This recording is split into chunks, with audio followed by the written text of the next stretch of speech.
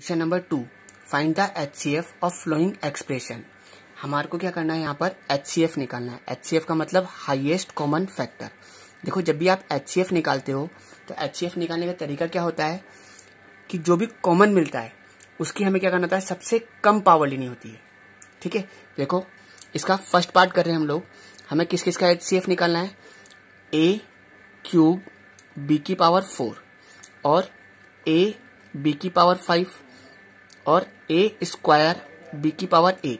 इनका क्या निकालना है, आपको HCF निकालना है। HCF का क्या मतलब बताया था मैंने कि जो मिलता है ना, जो भी कॉमन फैक्टर मिलता है उसकी सबसे कम पावर लेनी होती है। तो देखो यहाँ पर a इसके पास भी है, a इसके पास भी है और a इसके पास भी है। ठीक है, तो a की सबसे कम पावर कितनी है, देखो यहाँ कुछ भी नहीं है, इसका मतलब कितना है 1। तो a की सबसे कम पावर कितनी है 1, तो क्या कॉमन मिल गया, आपका a मिल गया, मतलब a की पावर 1 मिल गया। ऐसे b देखो, b इसके पास भी है, b इसके पास भी है और b इसके पास भी है।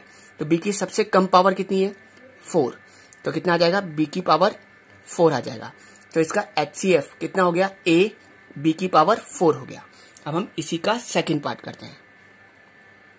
देखो इसका सेकंड पार्ट क्या दे रखा है आपको, 16x स्क्वायर y स्क्वायर और है ना 48x की पावर 4 z।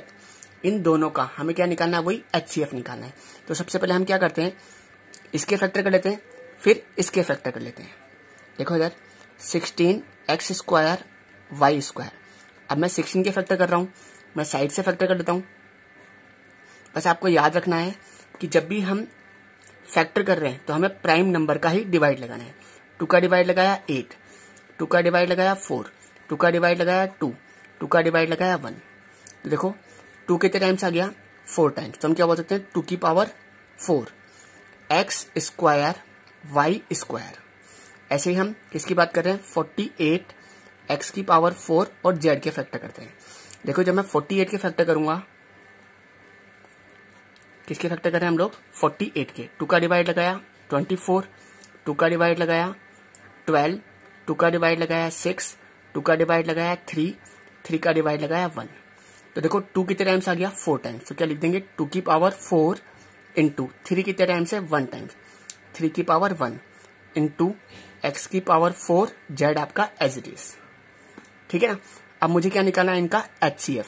HCF का मतलब क्या था कि जो भी कॉमन मिलता है उसकी सबसे कम पावर लेनी है। ठीक है ना। देखो 2 इसके पास भी है, 2 इसके पास भी है, मतलब 2 तो आएगा। अब 2 की कितनी पावर आएगी, देखो हाईएस्ट मतलब जो, अगर हम इसकी पावर देखें तो इसकी पावर कितनी है 4 और इसकी पावर भी कितनी है 4, तो कितनी आ जाएगी, 4 आ जाएगी। 3 इसके पास है बट 3 इसके पास नहीं है। x देखो, x इसके पास भी है और x इसके पास भी है। ठीक है ना, तो x तो आएगा। ठीक है ना। अब x की सबसे कम पावर आएगी। ठीक है ना, यहाँ कितनी पावर है, 2 पावर है और यहाँ कितनी पावर है, 4 पावर है। तो कितनी पावर आएगी पास, 2 आएगी। अब अगर हम y की बात करें तो y इसके पास है, y इसके पास नहीं है, z इसके पास है, z इसके पास नहीं है। तो इसका HCF 2 की पावर 4 का मतलब कितना हो गया, 16x स्क्वायर हो गया। ठीक है, अब हम इसी का थर्ड पार्ट करते हैं। देखो थर्ड पार्ट क्या दे रखा है आपको, x square minus 7x plus 12। ठीक है ना, और है आपके पास x square minus 10x plus 21। ठीक है ना, और आपके पास दे रखा है x square plus 2x minus 15। हमें इन तीनों नंबर का क्या निकालना है, HCF निकालना है। तो हम क्या करते हैं, 1 बाई 1 करके इनको फैक्टर्स कर लेते हैं। देखो इधर सबसे पहले हम बात कर रहे हैं x square minus 7x plus 12 की। देखो इधर कुछ नहीं है, मतलब ये क्वाड्रेटिक इक्वेशन दिख रही है आपको। तो हम इसको कैसे सोल्व करेंगे, वही स्प्लिटिंग मिडिल टर्म से सोल्व करेंगे। ठीक है, मल्टीप्लाई करने पर हमें कितना चाहिए, 12 चाहिए। ठीक है, हमें हमेशा कांस्टेंट का साइन देखते रहे, तो प्लस है यहाँ पर, तो प्लस करने पर कितना चाहिए, मुझे 7 चाहिए। तो देखो इधर ऐसे दो नंबर ढूंढो जिनको मैं मल्टीप्लाई करूँ तो 12 बन जाए और प्लस करूँ तो 7 बन जाए। तो देखो 12 किसके टेबल में आता है, 1 की टेबल में आता है, 2 की टेबल में आता है कितने टाइम्स, 6 टाइम्स, 3 की टेबल में आता है 4 टाइम्स। ठीक है, तो यहाँ पर प्लस करने पे 7 किससे बन रहा है, 3 और 4 से। तो हम इस मिडिल टर्म को तोड़कर क्या लिख लेंगे, 4x प्लस 3x। ठीक है, बात क्लियर है। प्लस का 12 आपका एज इट इज और ये माइनस का साइन था और ये x स्क्वायर आपका एज इट इज। अब क्या करेंगे, हम इस माइनस के साइन को अंदर मल्टीप्लाई कर देंगे। देखो कितना हो जाएगा, एक्स स्क्वायर माइनस का 4x माइनस का 3x प्लस 12। अब वही कॉमन निकाल लेते हैं, ठीक है ना। इधर से क्या कॉमन निकल रहा है, x, कितना बच गया, x माइनस 4। यहाँ पर माइनस का साइन है तो माइनस का साइन तो कॉमन निकलेगा। 3 और 12 में क्या कॉमन मिल जाएगा, 3।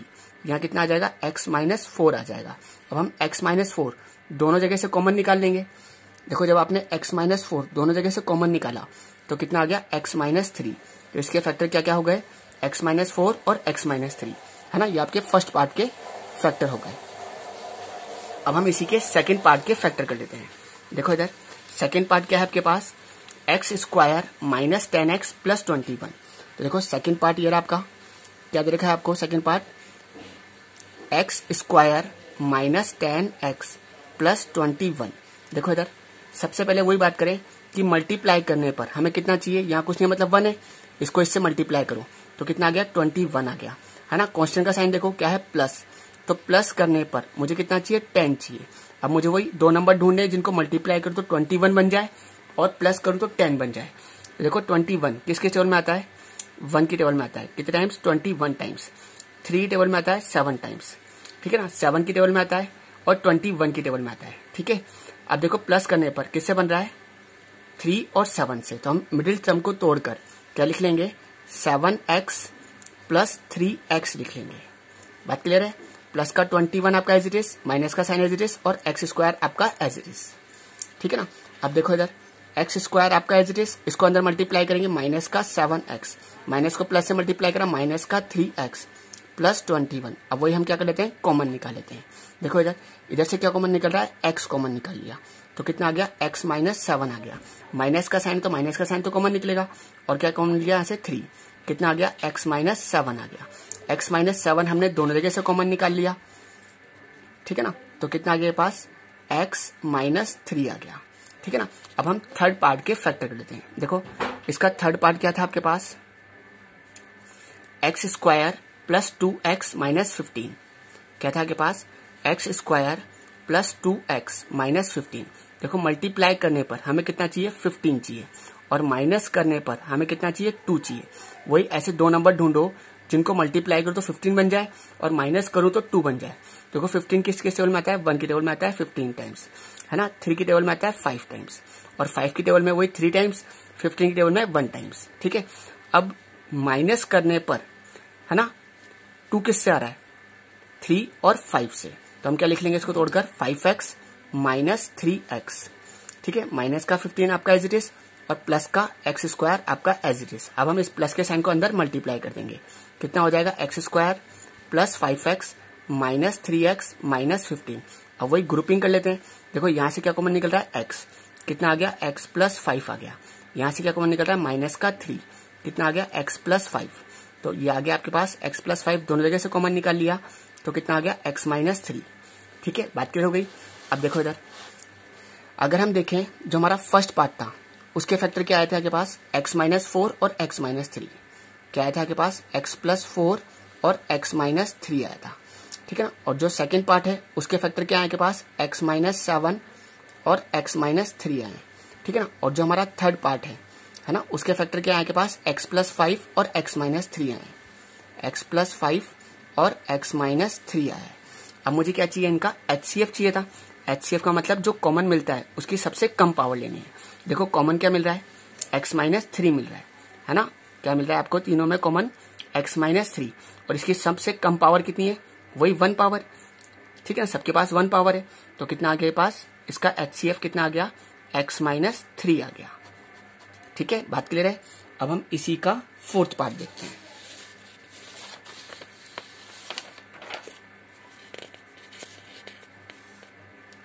देखो इधर अब हम इसी का क्या कर रहे हैं, फोर्थ पार्ट देख रहे हैं। फोर्थ पार्ट में देखो क्या दे रखा है आपको, x प्लस 3 इस पूरे का होल स्क्वायर, ठीक है ना, x minus 2 and x plus 3 x minus 2 इस पूरे का होल स्क्वायर। देखो इधर अगर हम बात करें फर्स्ट पार्ट क्या दे रखा है आपको, x प्लस 3 इस पूरे का होल स्क्वायर और x माइनस 2 हमें पहले से ही फैक्टर करके दे रखे हैं, है ना, हमें फैक्टर करने की जरूरत नहीं है। अगर हम सेकेंड पार्ट की बात करें तो सेकेंड पार्ट क्या दे रखा है, x+3 और x-2 इस पूरे का होल स्क्वायर, है ना।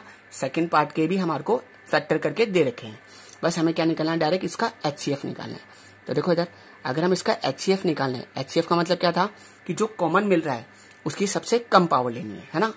देखो x+3 यहाँ पर भी है और x+3 यहाँ पर भी है, इसका मतलब x+3 तो आएगा। अब कितनी पावर आएगी, देखो यहाँ पर 1 पावर है और यहाँ पर 2 पावर है, तो सबसे कम पावर कितनी है, 1। ठीक है, बात क्लियर है। ऐसे देखो x-2 यहाँ पर भी है और x-2 यहाँ पर भी है, ठीक है ना, तो x-2 तो आएगा ही आएगा। अब कितनी पावर आएगी वो देखना है आपको, बस यहाँ पर 1 पावर है और यहाँ पर 2 पावर है, तो सबसे कम पावर कितनी है, 1। तो इसका जो HCF है वो कितना हो गया, x+3 × x-2 हो गया।